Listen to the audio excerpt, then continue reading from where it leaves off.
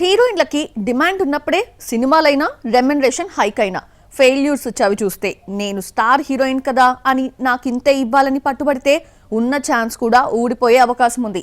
ఈ విషయం తెలిసే పూజా హెగ్డే వెనక్కి తగ్గిందా? దుల్కర్ సల్మాన్ సినిమాకి అంత ఛార్జ్ చేస్తోందా?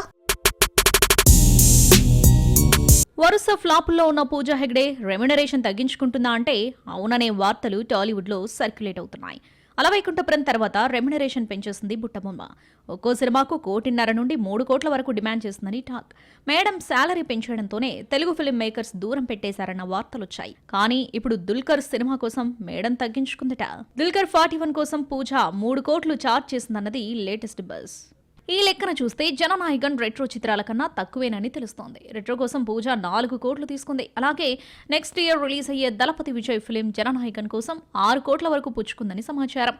ఇక కూలీలో ఐటమ్ సాంగ్ కోసం కూడా భారీగానే చార్జ్ చేస్తుంది ఈ పొడుగు కాళ్ల సుందరి.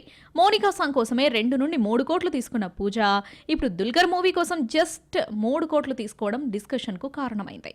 అయితే ఈ రెమ్యునరేషన్ కూడా ఆమెకు ఎక్కువే అంటున్నారు critics. Pooja Hegde block buster sound విని ఏళ్లు దాటిపోతున్నాయి. అలవైకుంఠపురం తర్వాత మ్యాజిక్ వండర్స్ క్రియేట్ చేయడంలో తడబడుతుంది. ఇక్కడే అనుకుంటే పొరపాటు. సౌత్ టు నార్త్ ఎక్కడికి వెళ్ళినా ఇదే సిచ్యువేషన్.